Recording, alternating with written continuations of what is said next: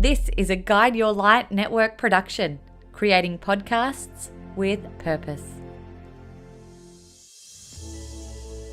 Hello, I'm Maritza Barone. Welcome to the Things You Can't Unhear podcast. Has there ever been a moment in your life where you heard, read, or were told something that you simply could not unhear? Something that made you stop in your tracks and helped you to see the world differently in some way, a better way. On this podcast, we create those life-changing moments for you through interviews with some of the world's most profound people around the globe. We explore groundbreaking ideas in health and well-being. What we're really doing is getting to the root cause of your symptoms. And often we find that is an emotional block that we have been carrying around in our body that's become almost crystallized and created a physical symptom. Relationships. And for women as well, when I talk about respect, it's called respecting yourself, which is don't overgive. Women will tend to put themselves one down, and then wake up at 40 and go, wait a second, I am woman, I deserve respect. Personal and professional transformation. This is true of any skill. You only develop it by doing it. And so, if you don't get out there and just start doing it and being a bit rough around the edges at the beginning, you can't work on your craft. And so it can't turn into something. Spirituality. Because I think when we know who we really are, we think we're our name and our body and our form and our hair and our clothes and our skin and but when we know who we really are as infinite beings, we're free. And so much more. So settle in. This might just be a big day for you where you hear something that changes your life in the most transformative way. Hello and welcome back to the Things You Can't Unhear podcast. Now, for those who've tuned in before, you'll know me, you'll know the show. I love finding individuals and business leaders who are challenging the status quo and creating a purposeful life impact through their work. It's just so inspiring to me. Today, I welcome millennial trailblazer Samantha J. She's a social impact entrepreneur and intuitive business strategist, amongst many other things. She was recently featured in the Forbes Top 40 Under 40 Entrepreneurs for the incredible philanthropic work that she does. Her story is fascinating, which she shares with us today about how she spearheaded her family business at just 22 years old and turned it into an 8-figure success, plus how she is igniting a global movement to deliver measurable social impact. Samantha is dedicated to tackling global challenges such as poverty, climate change, and the eradication of sex trafficking. Her impact reverberates through her transformative business school, Humanitarian B-School, and her luxury business agency, Illuminator. Now, Sam has walked a path that hasn't always been an easy one. She's unfortunately experienced some deep trauma and sexual abuse in an environment that was supposed to be her safe space. And her healing journey has led her to uncover how she can create a pathway for others to do the same and be successful in business. This is for you if you want to break through the limiting beliefs and trauma. You want to think bigger and stop playing small. You want to create a positive impact in the world through business, or generally want to be inspired by a young change-making powerhouse and hear their story. I'm actually really excited about Sam's path ahead. I think this chat was super honest, and I know you will all get something to take away from it. I'd actually love to hear what it is that you took away from it the most. So if you could just leave a comment on Apple or Spotify so that we can keep the conversation going. Enjoy this chat with Samantha J. Welcome, Sammy J, to the Things You Can't Unhear podcast. So good to be here. Thanks so much for having me. Oh, you look beautiful as usual. And we are doing this online so we can get the visual element and people can actually see you if they're wanting to tune in via YouTube. I think it's always great to be able to have that option. But there's big things happening in your life at the moment. So it's probably such a great time to have you on and to really celebrate what is going on in your life. So congratulations, huge milestone for you. Forbes Top 40 Under 40. Tell me all about it. How did this happen? So yeah, it was Business Elite Awards 40 under 40, and there was 2,000 nominations. So 2,000 nominations of different leaders and entrepreneurs here in Australia. And then yeah, I got voted into the top 40. And so recently I went to that awards ceremony, and out of nowhere, I just thought, okay, I just show up, get an award, but out of nowhere they were like, oh, now you each need to do a speech as well. And so there on the night, just had this idea. I really wanted to pledge to contribute 1 million impacts towards the UN Sustainable Development Goals and have that kind of public accountability. And it was one of the most outstanding nights, like all the people that we met there. And since then, everything's since I publicly announced that, holy shit, then out of nowhere, I was going to see Branson, but then out of nowhere, I manifested being able to be with Branson in person and get photos with him and be a part of an exclusive networking. And, things have just been growing in hyperspeed now. So when you say Branson, you mean Richard Branson. Sir Richard. The Sir Richard Branson. I mean, I never saw that on my radar. So it was top 40 under 40 and then hanging out with Sir Richard Branson in person.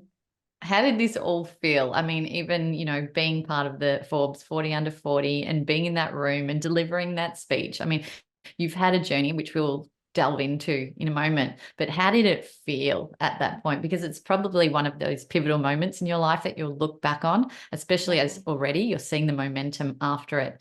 I'd love to hear about how that resonated within you.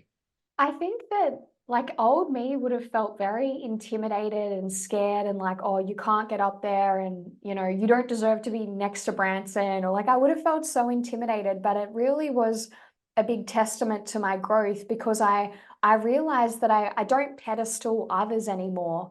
I've really been able to grow this level of like inner authority that each and every single one of us, even people that have created a great deal of success, but each and every single one of us, we all have our own genius or spark or something that we're bringing. And so I just was myself. In the top 40 under 40, I was able to admire all the amazing people and everything they're doing. But I really saw I've really overcome that imposter syndrome where I used to think everybody else is great, but I'm not there yet. And I saw that growth and I was able to say to myself, like, no, Sam, you've done a lot of amazing, great things. And I was overwhelmed with gratitude and just, it really took me through all the different stages in my life, the mental health challenges, the abuse, the trauma, the low self-worth. And it was really a moment in time where I was like, wow, you've earned your place here. You've really put in a lot of time and energy to develop yourself.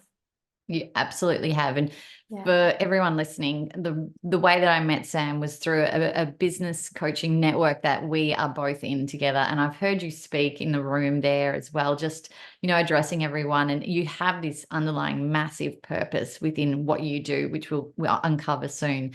But it's really becoming evident. And I can see a really beautiful pathway for you going forward. And it's going to be massive. That's the feels that I'm getting. So let's go backwards though, because I feel like people need to learn from this story. We're at this moment of, shining brightness, but it's really good to know sort of how you reach that. And you've touched on some struggles, but let's talk about, where did you grow up, Sam? Tell us about that.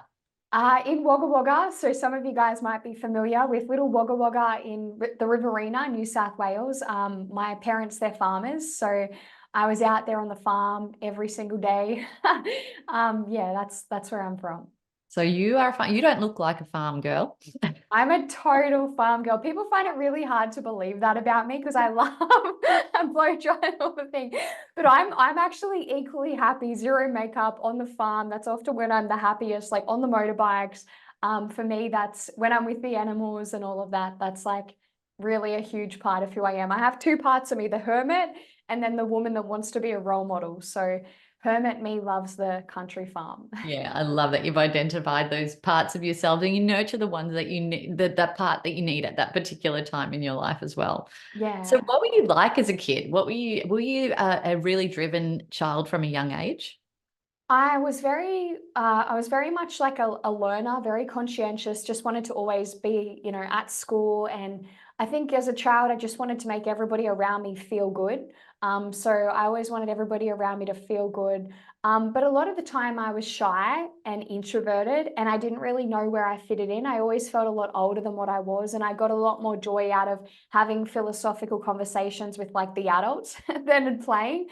So by the time I was like 14 years old, I was working at the local bakery doing 20 hours a week. Um, I always just wanted to grow up really, really quickly because I felt like I had a lot of things to do. And so I remember I was out over traveling through Bali with my mum and dad, and I would get photos of shoes, and I would then get the Bali people to create shoes, and then I would sell shoes or jewelry, buying it for $5, $10, and then making it 30. And I think it's because I spent so much time with my dad. So he would take me to all the meetings, and because I was around him creating stuff all the time, I was like, I want to be like dad. So I wanted to grow up so quickly. That sort of makes me really happy to hear that, because in our house at the moment, as you know, I've got 2 kids, but in our house at the moment, I'm working from home. I'm growing my business. I'm out here. They can probably hear me now having this conversation out there.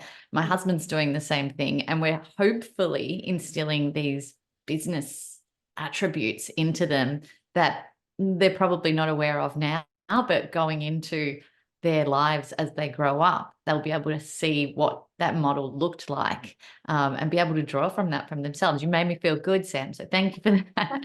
That's good. Yeah, that's what my dad really showed me. And, they had disasters, business disasters, all of those different things. But then ultimately, like I saw them working hard and I saw what it took to create success and money. So yeah, it was the best role model I could have ever asked for. So your dad believed in you a lot, didn't he? Or does. He believed in you a He lot.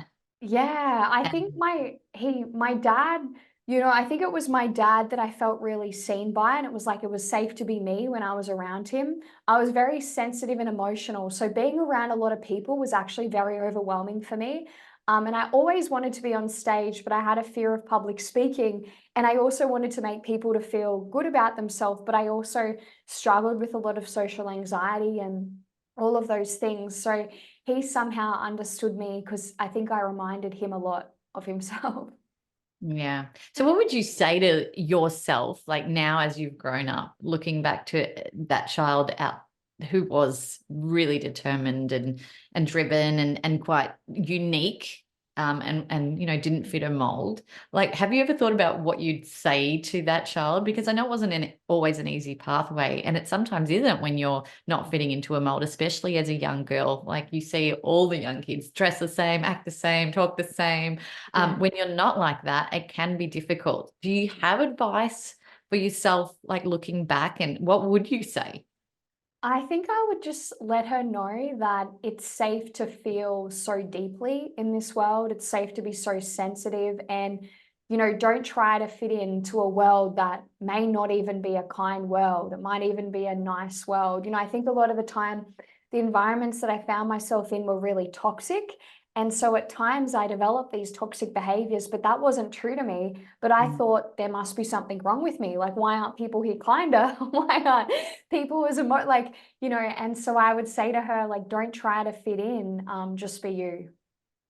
I love that. That's really great information that I think a lot of us can just take on board, regardless of how old we are and Yeah. at what position we are in, because we all sort of have those limiting beliefs sometimes, and it doesn't serve us in any way. No.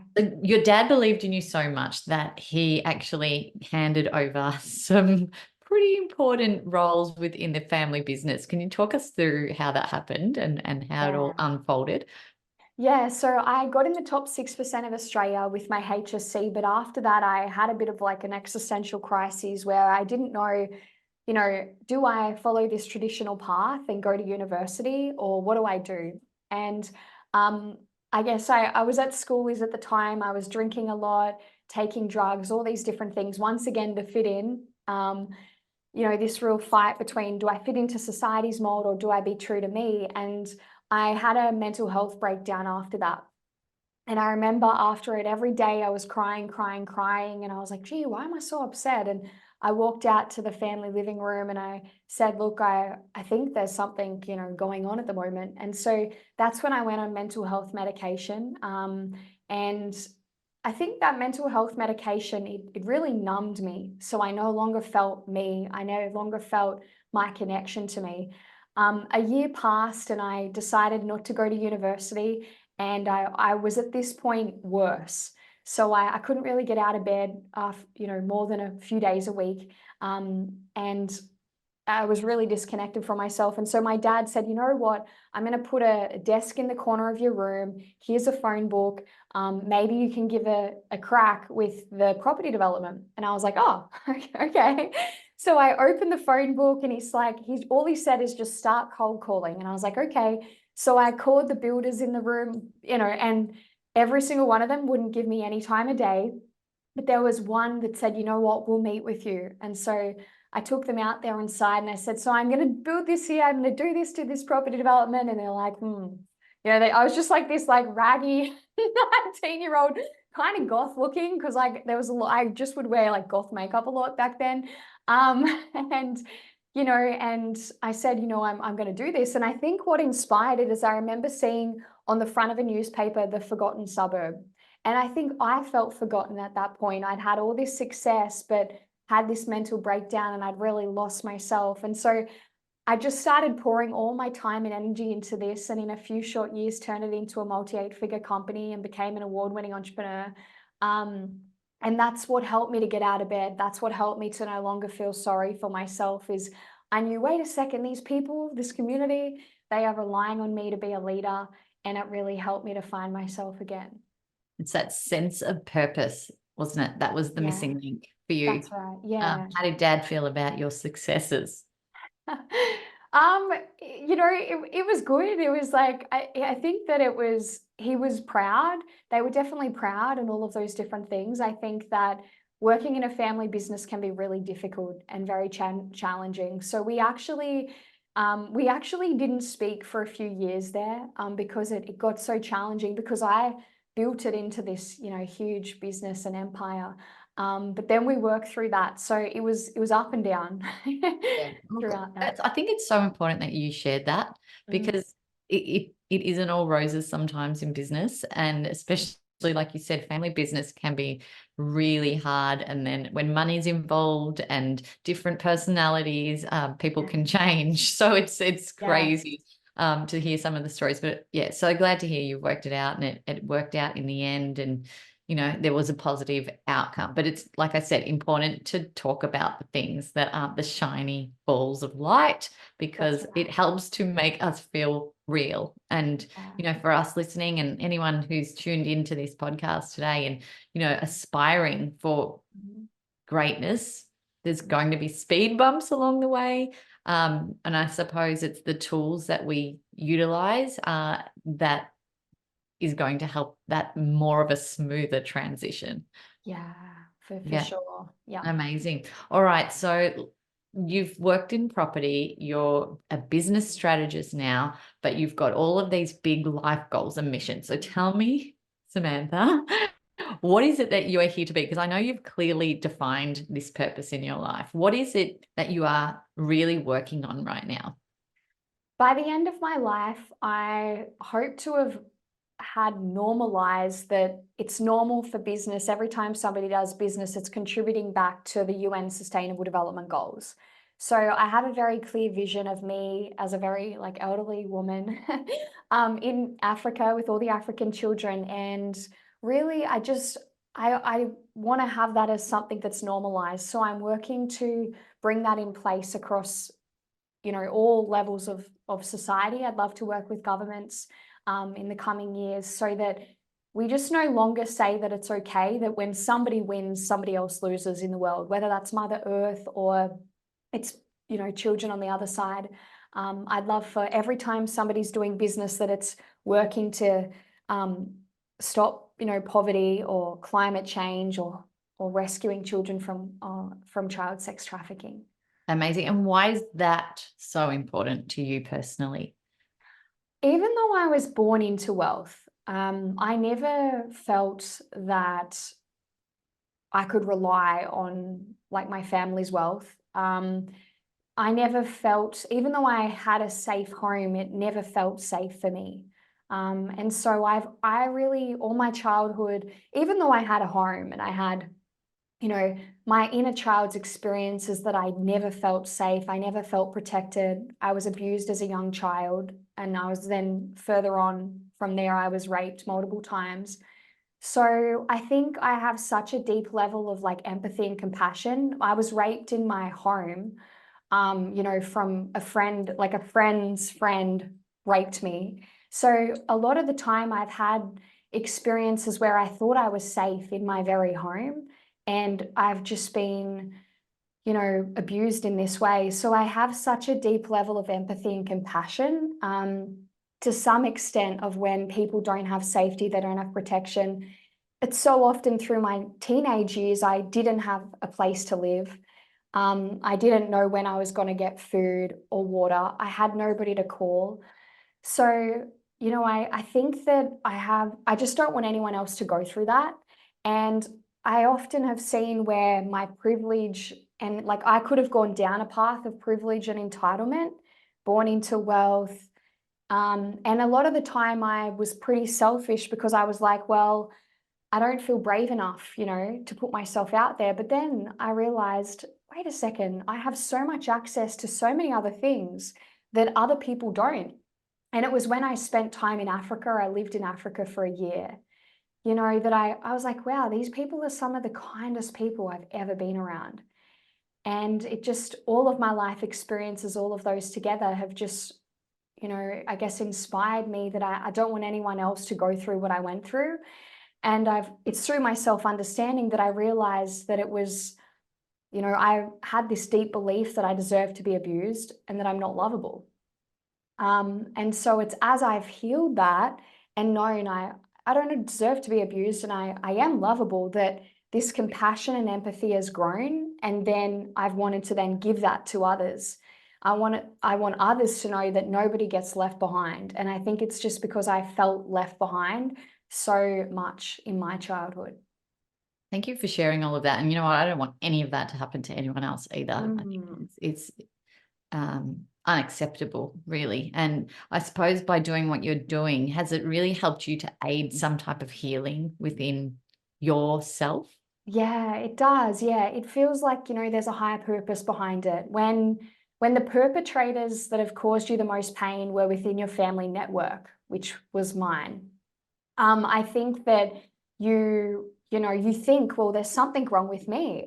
You know, I'm a bad person. And so I think that a lot of my philanthropy comes from, you know, there must be some part of me that wants to know I'm a good person, because I had all those different things happen to me. So it makes me feel on purpose. It makes me feel like a good person. And it just, more important, I just want others to feel loved. And I think there was times where in the first half of my career, I did all of that because I thought I was a bad person. And when I started to be a good person for me, now I have fulfillment as I'm doing it. But in the first half of my career, when I was doing it, I felt empty inside because I was trying to still get that from the outside world. These days, I'm giving it to me and I'm also giving it to the world. And that's how I have fulfillment as I do it. Yeah, we need more people to think in this way. It's absolutely beautiful. And it's, you know, really, you know, on brand for what I'm about with my business as well, is attracting people exactly like you who are creating social good through the work that they're doing. And this is so inspiring to be able to talk about this with you. I know that you've gone on a healing journey in quite deep ways. You said you traveled to India for a year. You've done a lot of shamanism, plant medicine. I'd love to hear a little bit about that journey, because I know our listeners would really love to delve into that on a deeper level. So can you share a bit of that journey with us, and what sort of sparked it from the beginning to go down that path? When after I had got a lot of success and became that award-winning entrepreneur, I wanted to then take the property development model that I'd created and put that right through Australia.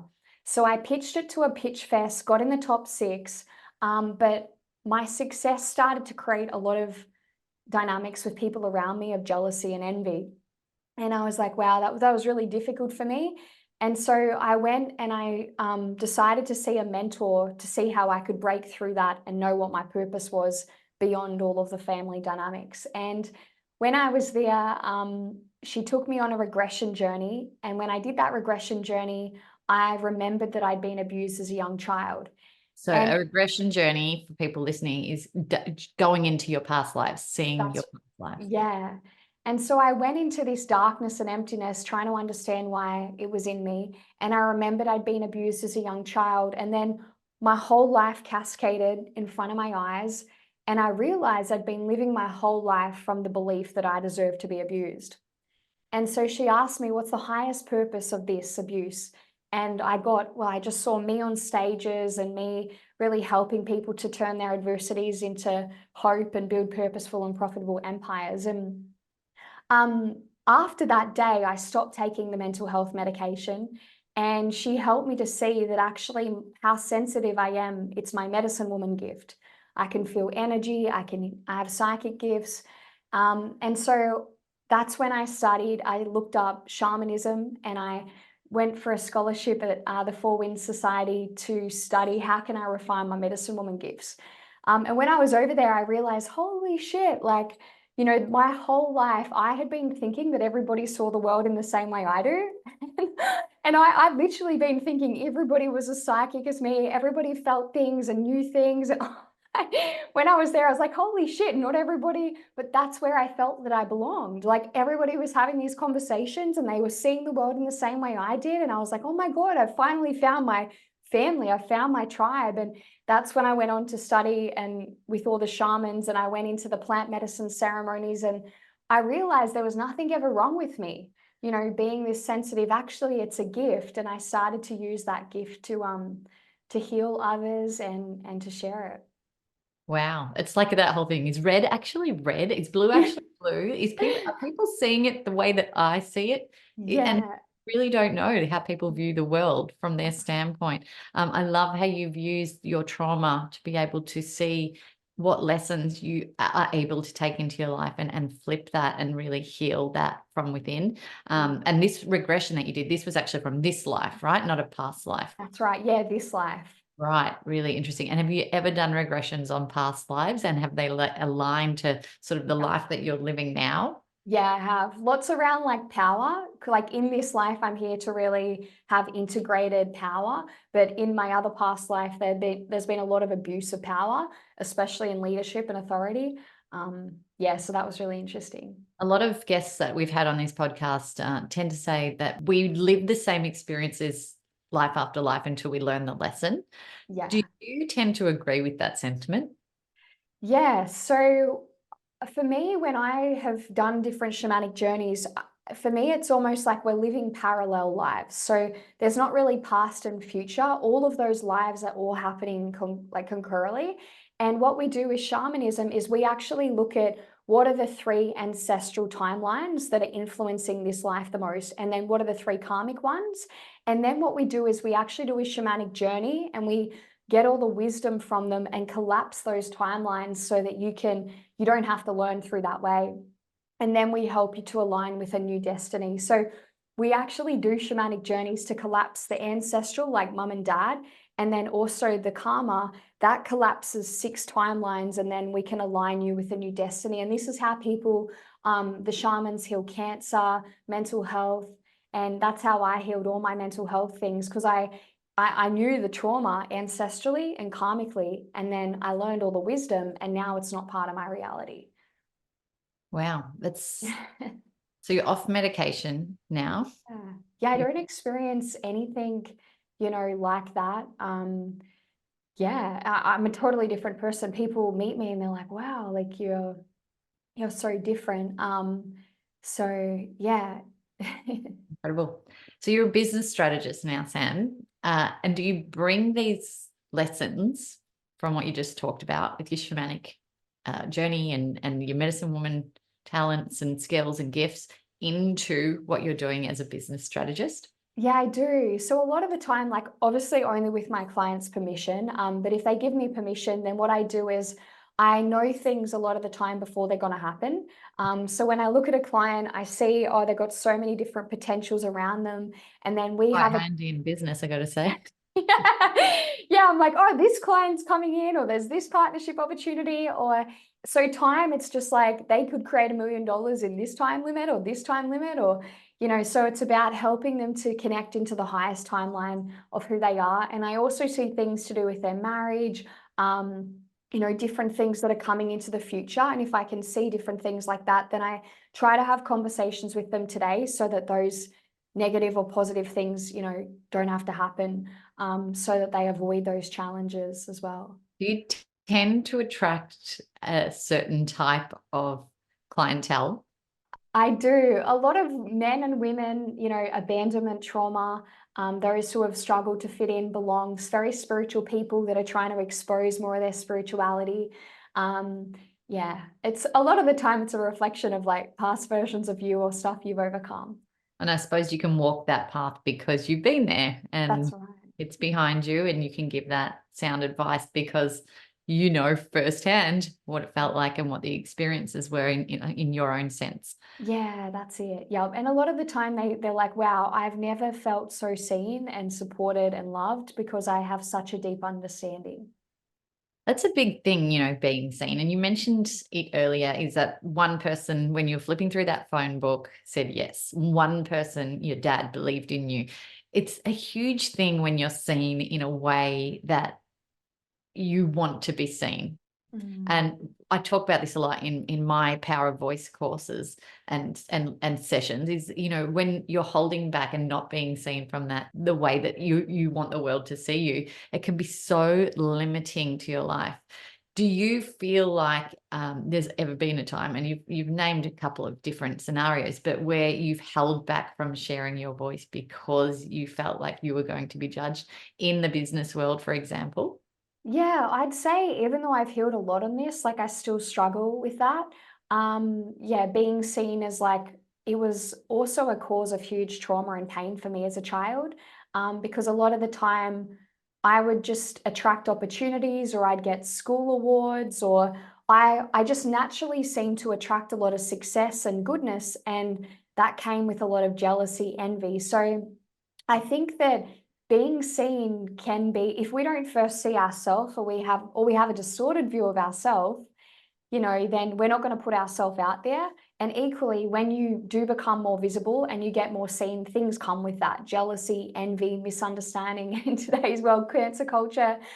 So I definitely believe that, but I think that the best thing that we can ever do for ourselves is to belong to ourselves. When we deeply belong to who we are and all the contradictory parts, like at the moment I'm doing a Santa, Instagram lives on Santa every single day. And if somebody had judgment towards their own playfulness or their own childlike nature, they're going to see me doing that and think I look stupid. But if I didn't know myself and I didn't belong to my playfulness, then I'd take that on. But because I know myself and I believe playfulness is great, Richard Branson just said to me, take yourself way less seriously. It's like I can be that way, I can be visible, and I'm not going to take on other people's judgments as well. And the joys of getting older is that you give less and less of a crap what other people think. Yeah. Now, I've heard you talk about profit before, because profit is something that seems to come easily to you, and revenue and wealth, and it's coming your way. But you haven't always been able to feel comfortable with the level of money that's coming into your life.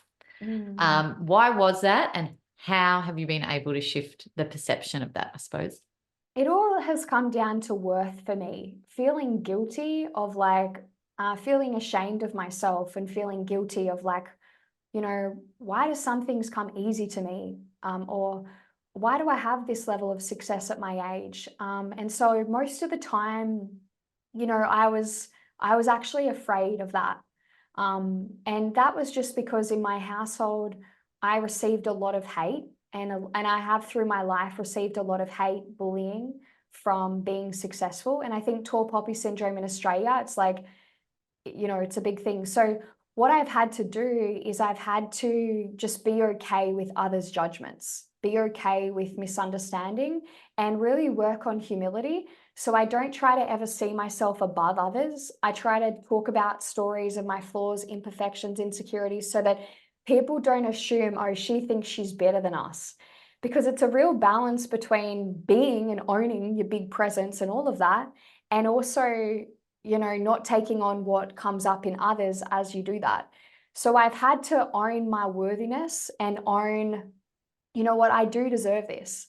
And when others have said to me, you were just born into wealth, or, they try to discount my success, I had to really have conversations with these limiting beliefs and go, wait a second, you've been working since you were 14. You've earned this. And just continue to develop that relationship with myself that, no, you're worth all of it. You're worth all of this. Yeah. I am a big fan of the 4 Agreements book. I don't know if you've Yes. read it. And one of them is don't take things personally. And that's been a game changer for me in life, is when there is that judgment that comes on board, I've not allowed myself to take it personally, because it's generally not a reflection on you. It's a reflection on what's going on in the other person's life that we potentially don't know about. And I feel like that's been a bit, like I said, a game changer in being able to move forward. I think what's been hard for me is I've lost a lot of people to get here. Yeah. Right. And so if, a lot of the time people. And that's hard not to take personally, right? If you're losing your brother, your sister, family members, you're losing friends, like all your friends. So a lot of the time people don't get more wealthy because they're not willing to lose people. You may lose your partner, you may lose your family, your friends, you may, like, people, and so are you willing to choose yourself, or will you choose others just to belong? So in order to actually have more money, this may mean challenging where you're fitting in or where you're living in accordance with other people's rules around you. So there's got to be the self-awareness of, will I choose myself, or will I fit in? If you're more visible, you've now become, 6 times best-selling author. People have all these ideas of you. And at the start, everybody's loving you. Oh my God, go you, you're the underdog. But then there's a time where you're no longer the underdog. You're earning way more, or you're having way more success. You're way more confident. You don't even want to entertain these limiting conversations anymore. And then people think you're now up yourself, or they come up with all these different things. And it's like, well, are you going to stay small? Are you going to earn less money? Or are you going to? So I've really had to be okay with, I won't abandon my truth to fit in or be accepted by others, and to just really know myself, know why I'm doing it, and not take on others' opinions or the criticism of others that are not where I want to be. Yeah, and that's totally fair if that's a toxic environment that you found yourself in. But we want to have it all. We want our cake. We want everyone to like us, and we want to make money. We want to help the world, and it's going to happen. Yeah. And the more that I've known I'm lovable, the more wealth has come in my life. Yeah. Amazing. And the love will follow, no doubt. So I really want to help people to be able to dream big by listening to this. Take it to the next step. Stop thinking small. Take those big leaps. Make some small changes to make big responses. So tell me, what are some big things that I won't say about what you've done, because we've talked about what you've done, but for people who are probably playing a little bit small now, they're a little bit afraid to come out of their shell. They're afraid to take some risks. What's some advice that you can give them as some first steps? I would say, like, travel has been a big one for me. So when I went over to Peru and I did the plant medicine ceremonies, for me, like, going into silent meditation, whether it's going to Nepal or doing one nearby, if you can just sit with yourself and get into silence and get connected to your channel between you and spirit, and turn down the volume of the external world, that's what's going to really help you to be able to get connected in and start to dream big. I think one of those things that's great to reflect on is, am I living in accordance by other people's rules or my own rules for fulfillment? Whether that's even being a mom. So I work with a lot of moms, and a lot of moms have a lot of guilt. Oh, this is who I need to be as a mom, or even how they hold their expression, how they dress. And I'm like, who told you that?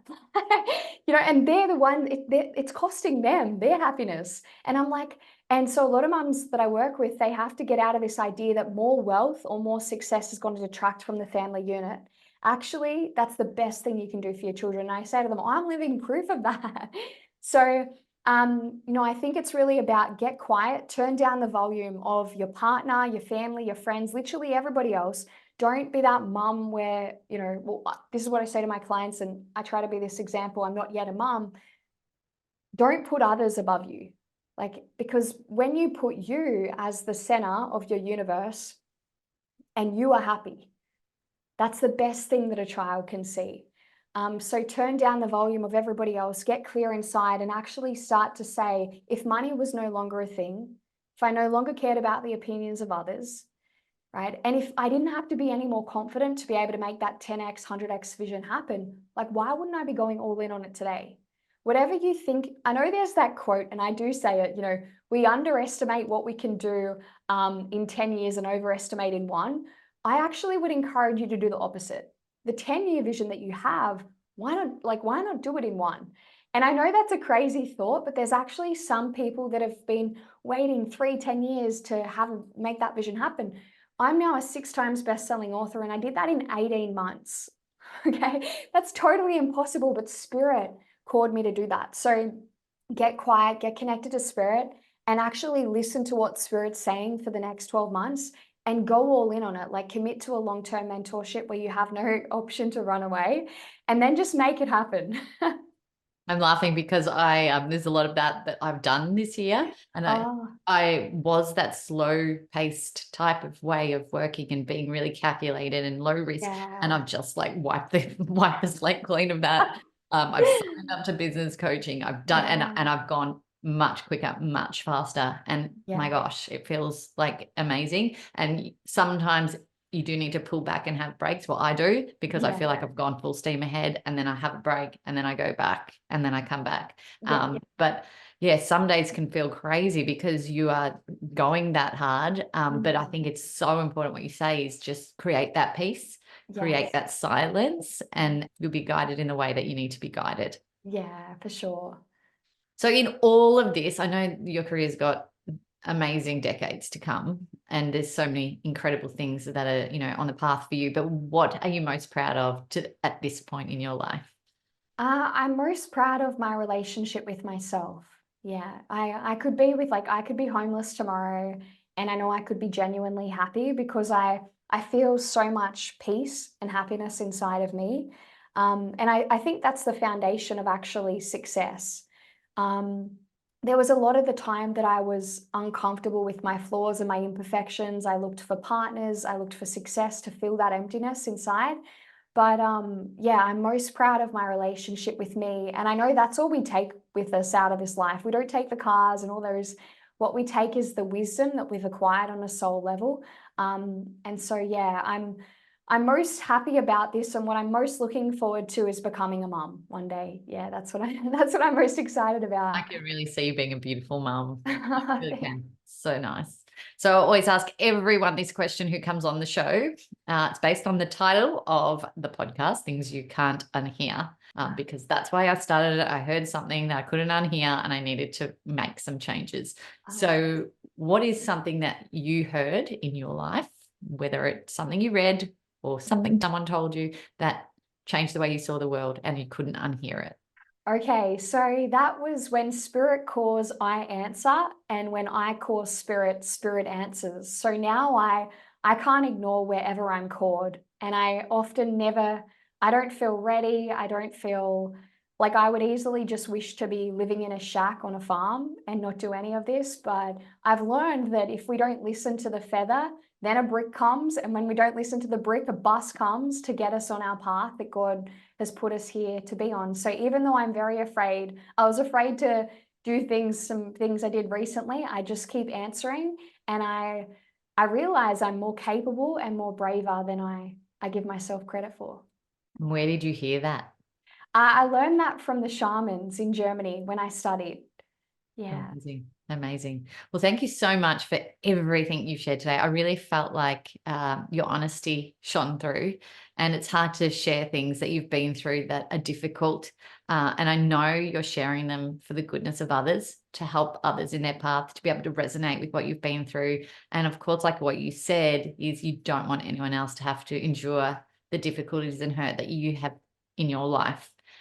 So speaking up about it really does help people. And yeah, just we're incredibly grateful on behalf of everyone listening for you doing that. I'm super excited to see where your life goes next and where this momentum goes as a result of meeting Sir Richard Branson and, you know, being in Forbes top 40 under 40 and all the work that you're continuing to do and the impact that you're creating. So yeah, huge thanks. And thanks for sharing everything again today.